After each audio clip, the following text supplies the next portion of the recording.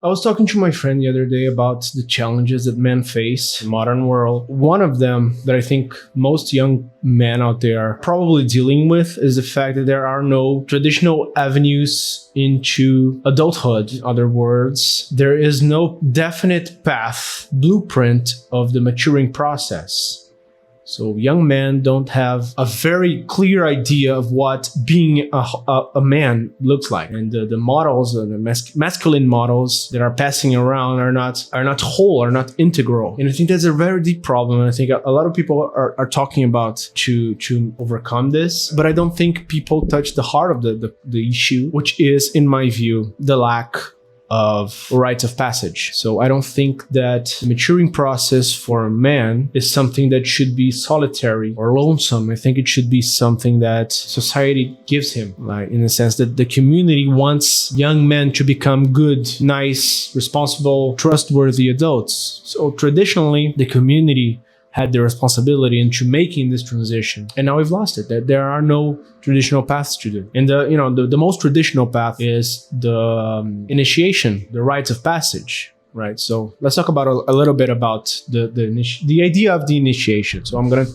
turn to a very interesting scholar, a very interesting anthropologist and historian of religions called Mircea Eliade. He's a Romanian guy. He wrote a book about the rites of passage and the initiatory rites that I think can be the key to understand this, the masculine crisis. So the idea of the initiation in all traditional or archaic or vertical communities is based upon the fact that we sometimes need an ontological change of status. Sometimes we need to become something that we are not. There are lots of small initiations in a normal human life, right? So when you're a kid, and then the church says that at probably about 7 years old, you develop a moral consciousness and moral, and then you can think about your sins, and then therefore you can answer for them. So that's like a change in status. Before that, you were a child, and now you are a more serious child. And then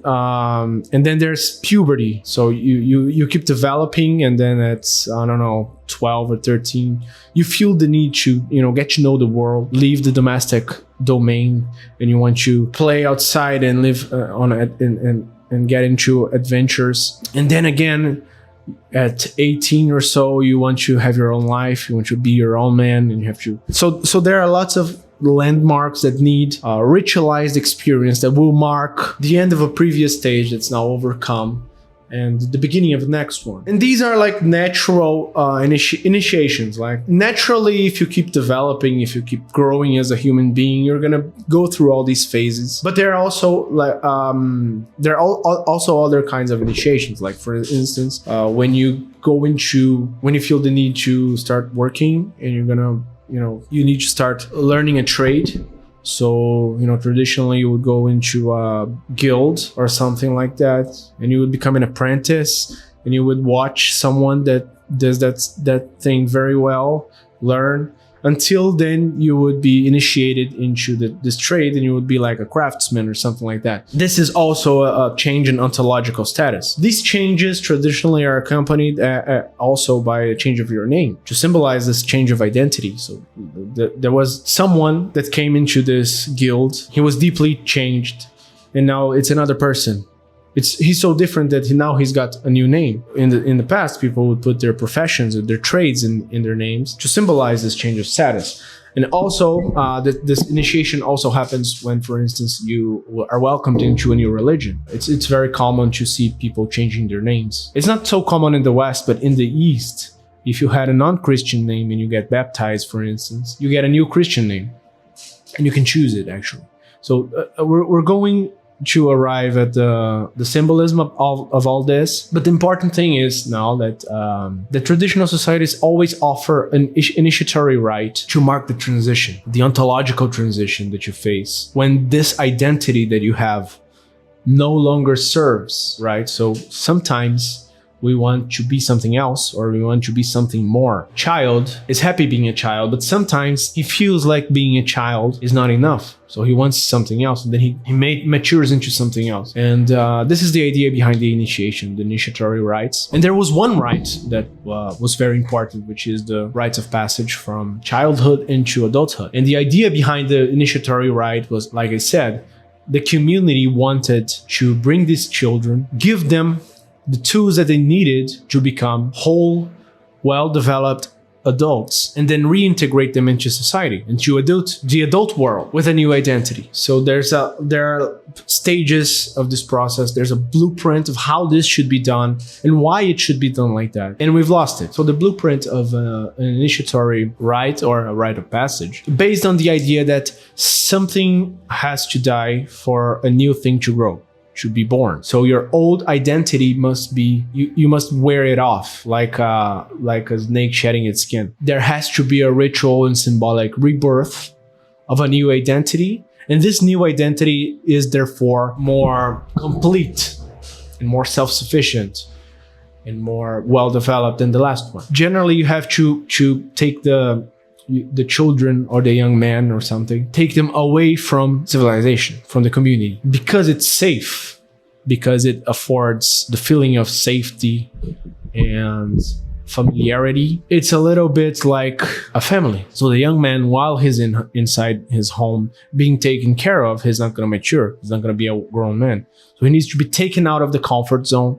He's taken to the wilderness or to somewhere that where the civilization is not happening, and then there he's welcomed into the real world. And the real world is something that's full of dangers and where he has to prove himself. So for instance, in some societies, the young men are taken into the forest and they have to overcome trials. So that's the second part. The first part is untying the knots that make him part of a community. He has to become wild in a sense, or has to become exiled, someone that has no family. There's also a very rich plethora of rituals that people used to do to symbolize this shedding away of the old identity that consisted of drawing blood. Generally, these rites will involve drawing blood, just like it does with women. But the idea is that the old blood needs to be drained out. The blood of your family needs to be drained out, which is something that happens, right? Because up until some point in your life, you're referred to as somebody's daughter or somebody's son because your father or your mother have more relations in the community. But then this is not enough. You need to be somebody by yourself. You need to be somebody that people refer to by your name. So it's a symbolic crisis. You need to distance yourself from your family, from your dynasty, because you're trying to grow a new one. And so and after that, you need to overcome trials. So you need to prove that you have the minimal qualities that makes a man. So for instance, in this rites of passage, there's generally the killing of an animal, the hunting. You need to show the other contenders that you are a good hunter and that you can overcome fear, and that you can be brave, and that you can withstand a lot of pain and show endurance and all that stuff. And together with proving yourself, proving your worth, there's also the transmission of teachings. So there are older guys, there will be elders and sages and medicine men that will transmit that villages or that community's mythologies. So they will talk about how the world was created and talk about the mysteries of their religion that weren't transmitted until now because kids can hear them. So there's this aspect of the active initiation and the passive initiation. You have to do some stuff, but also to receive. You have to be acculturated to the community. You have to understand what is the spiritual life of the community and what are the values of the community and what are the values that you have to uphold if you want to be a part of it. So it's like a process of education. And then when you complete this process, you are reintegrated as a new man. Now you probably have a new name. People look to you in a certain way because now you are a fully grown human adult. The idea of the initiation is that before you were like a deficient adult. There was something deficient ontologically about yourself. You were not there yet. You were not whole. You were not complete. Now you are. So now you can have some bearing in the life of the community. Now you can trade, now you can sign contracts, now your word means something because you have proven that you are a man. The important part here is the fact that there is a definite pathway. So there is a point in a man's life that where the community tells him what the community expects of him. What are the values? And what's your spiritual identity? And if you can't uphold this, you will be an outcast. You will be ostracized. You will be exiled. And now we don't have that anymore. We don't really know what the world asks from us.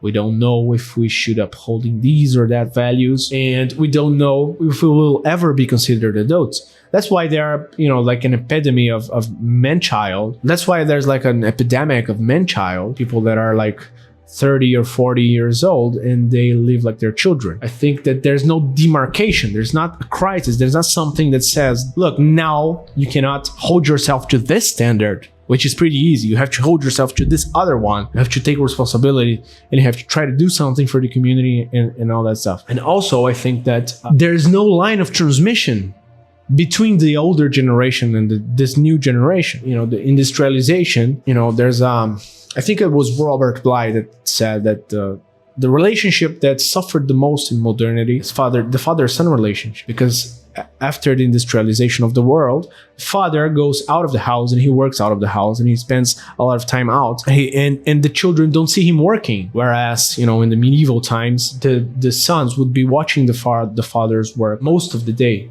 So there was a symbiotic relationship happening there, in the sense that you can watch and learn, you can ask questions, and then you are slowly being initiated into a craft, and also into the craft of being an adult, right? Because there are some valuable advice that people don't receive anymore. Maybe that's what explains also the need for gurus, for father figures that come out in the media and become so huge. If you think about it, there are less environments where young people can socialize with older people. There's like an abyss between one generation and the next one. Now we've even started, naming the generations so as to highlight their differences even further. Even more. One of the ways in which I believe that this type of maturing is happening in a very natural, non-organized way are the hobbies. Men like to have hobbies because it's where they can share experiences that are not bound by the workplace culture and rules, right? How can you make friends in a hectic,